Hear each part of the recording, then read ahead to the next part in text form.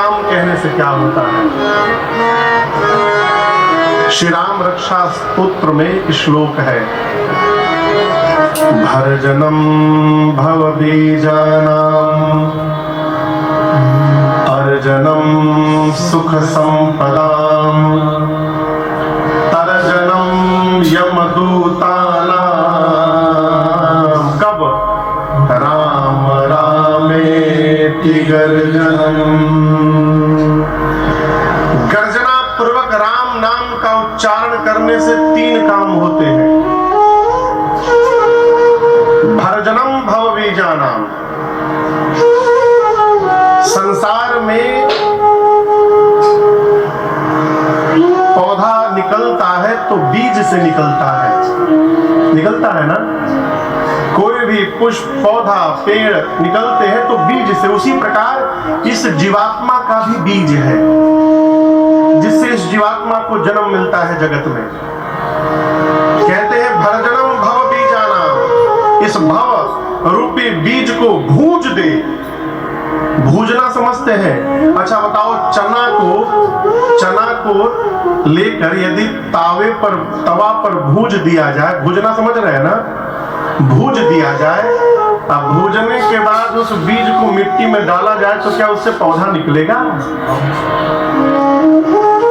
तो जिस प्रकार बीज को भूज देने से उससे पौधा नहीं निकल पाएगा, उसी प्रकार जो गर्जना पूर्वक राम राम का उच्चारण करता है, यह राम नाम का उच्चारण जीव के भव बीज को भूज देता है, अर्थात उस जीव का दोबारा जन्म होने वाला नहीं है, उसको मुक्ति प्राप्त हो जाए।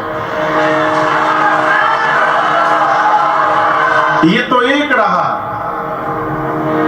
3 बोले हैं ना, भरजनम भव बीजानाम।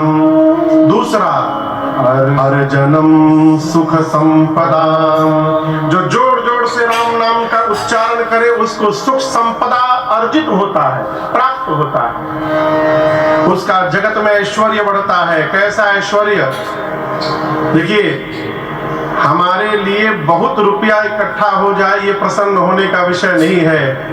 हम जहां जाएं वहां आदर से हमारा लोग नाम ले, ये हमारी सबसे बड़ी संपदा है। कीर्ति यशस्य जीविति,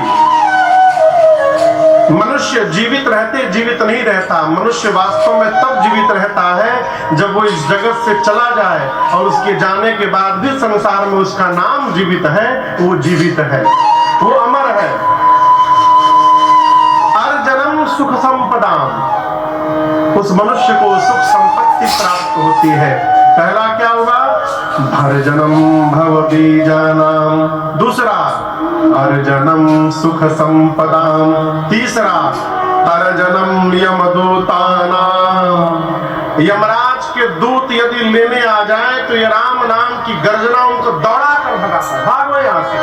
तरजनम यमदूतानाम, भगवान का भजन करने वाले जीव को यमराज के दूत की क्षमता नहीं कि स्पर्श कर दे।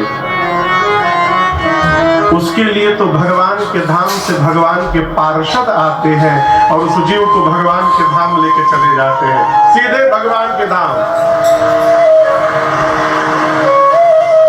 ये तीनों कब होता है? राम रामेति गर्जनम, जब गर्जना पूर्वक राम नाम का उच्चारण हो जीवन में तो ये तीनों कार्य पूर्ण होते हैं। इसलिए जब भी कभी अवसर मिले राम राम कहने का तो आलसी होकर नहीं कहना चाहिए, एकदम बुलंदी में कहना चाहिए, जय सिया राम।